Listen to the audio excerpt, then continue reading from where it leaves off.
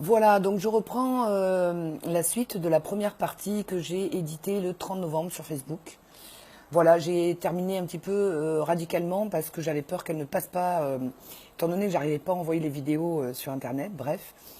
Donc voilà, j'ai terminé en disant que eux n'étaient pas dans les valeurs de cœur comme nous, etc. Alors de eux, quand je dis eux, de qui je parle, eh ben je parle de la plutocratie et la plutocratie, c'est l'argent des riches, et, les riches aux riches, hein, les riches ont le pouvoir. Allez voir la définition d'Étienne Chouard, c'est très très intéressant. Et de l'oligarchie, hein, qui maintenant, ben, la vérité est dévoilée, quoi. Je veux dire, tout le monde, mais plus personne n'est dupe. Tout le monde est au courant. Enfin, il y en a qui veulent pas le croire, évidemment, parce que ça leur semble trop énorme.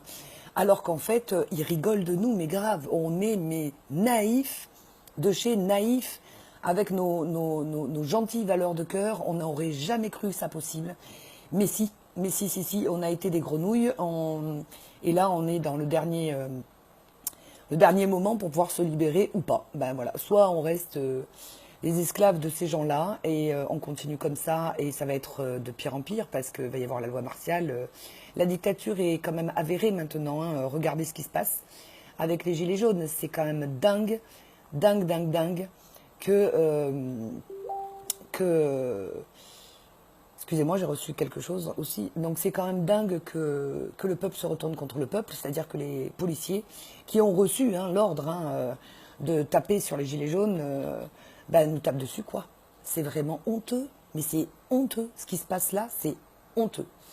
Donc, ils veulent ça. Ils veulent une guerre civile. Ils veulent qu'on se tape sur la gueule. Ils veulent qu'on soit dans le chaos pour pouvoir refaire naître un nouveau monde qui, pour eux, est le nouvel ordre mondial. Hein. Pour nous, ce serait un nouveau monde complètement différent si on arrive à les éradiquer. Mais pour cela, encore faut-il être très très fin et s'y prendre très très bien. Parce que là, quand vous descendez dans la rue pour vous battre contre eux, en fait, vous faites leur jeu. Vous comprenez bien que vous faites leur jeu. C'est-à-dire que là, il y a la peur qui monte, il y a la violence qui monte, il y a la haine qui monte. Du coup, tout le monde va avoir peur. Du coup, ils vont faire passer des lois encore plus liberticides et fratricides en disant on instaure la loi martiale, comme ça au moins, voilà, avec des couvre-feux et tout. Hein. Comme ça, on va être des petits gamins surveillés. C'est fabuleux. Ce qui se passe est quand même magnifique. Voilà. Donc, moi, je voulais éviter ça, mais apparemment, c'est raté. Ça va pas être confortable. Donc oui, il faut de toute façon que toute la République tombe. Hein. Je veux dire, c'est plus possible de donner notre pouvoir à des gens corrompus. C'est stop là. Je crois que maintenant tout le monde a compris. Donc nous, on était impuissants tant qu'on avait compris, mais qu'on était tout seul, c'était difficile d'agir. Maintenant que le plus grand nombre se réveille et nous rejoigne, même si tout n'est pas encore très très clair pour tout le monde de ce qui se passe réellement, et là, on peut récupérer notre puissance personnelle, mais autrement qu'en allant se battre contre eux. N'oubliez pas, ce que nous subissons, nous le nourrissons. Ce contre quoi on se bat, on le nourrit aussi. Donc c'est ni l'un ni l'autre. Il faut bien que vous compreniez que c'est une autre posture qu'il nous faut envisager. Et cette autre posture, il y a des gens très intelligents qui l'ont depuis très longtemps. Par exemple, réécrire une constitution avec la base. Étienne Chouard s'y est prêté depuis des années. Ce serait intéressant de lui demander quand même où on en est de cette nouvelle constitution. Évidemment qu'il faut la réécrire, cette constitution, et à ce moment-là, voilà, tout par référendum, tout par référendum, que chaque personne du peuple ait droit à la parole. Et évidemment, pour ça, faut faire tomber d'abord tout le monde, comme en Islande, hein, c'est bien ce que je disais. Et voilà, les revendications des Gilets jaunes, quand ils disent démission du président du gouvernement, réécriture par les citoyens de la Constitution, mise en place d'un référendum d'initiative populaire. J'ai partagé des articles là-dessus, c'est très intelligent. Voilà, nationalisation de la banque de détail, annulation de la dette pour tous les pays. J'avais trouvé un article à l'époque où il disait que c'était possible, à un moment donné, il y avait un article de loi, où il passait, où c'était possible qu'à un moment donné, on annule la dette. Et évidemment qu'il faut annuler la dette, enfin, c'est la moindre des choses. Je veux dire, à un moment donné, c'est redistribuer l'argent à tout le monde. Enfin, je veux dire, c'est une monnaie d'échange. C'est plus une monnaie d'esclavagisme, de prise de pouvoir et tout ça. Nous sommes tous à égalité. Hein. Il y a une loi d'égalité.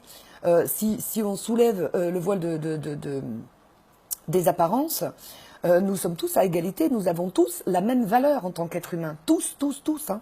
C'est pas parce qu'on est en Occident ou qu'on a plus d'argent, etc., qu'on vaudrait plus qu'un Africain ou qu'un. Je suis désolée, qu'on soit noir, vert, jaune ou blanc ou vert ou bleu, tant qu'on est connecté à cette même source et qu'on a ces valeurs de cœur, de partage, d'égalité, de fraternité, etc.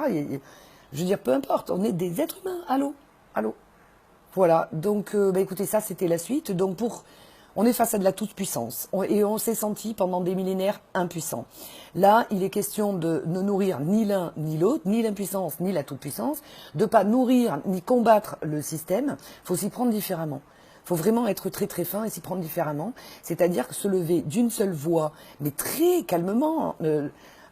Ils sont dehors en 2 temps, 3 mouvements. Il faut se brancher tous sur notre cœur. On sait qu'on est tous un là. Voilà. Bon, ils y sont pas parce que eux, ils se sont coupés de leur âme. Voilà. Mais voilà, on est tous un là. Si chacun fait ça en 2 temps, 3 mouvements, il tombe. Il tombe. Alors, c'est important de s'organiser. C'est sûr que ça va plus pouvoir se faire sans agir. Ça, c'est sûr.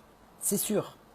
Voilà, et c'est important que tout le monde prenne la parole, se lève, dise qu'il n'est pas dupe, dise qu'il connaît la vérité et qu'on y aille, quoi, ensemble, tous d'une voix. Alors peu importe après si c'est un gilet jaune, rouge, vert, bleu, blanc, je sais pas quoi, mais ne soyez pas dupes que même ce mouvement a été voulu par le gouvernement et est manipulé pour créer une guerre civile avec tout ce qui est en train de se passer maintenant. Est-ce que vous le voyez? Donc surtout, ne dites pas oui à la guerre civile.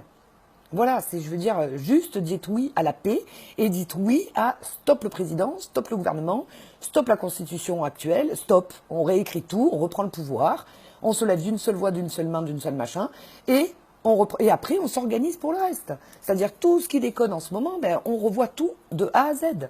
C'est pas compliqué.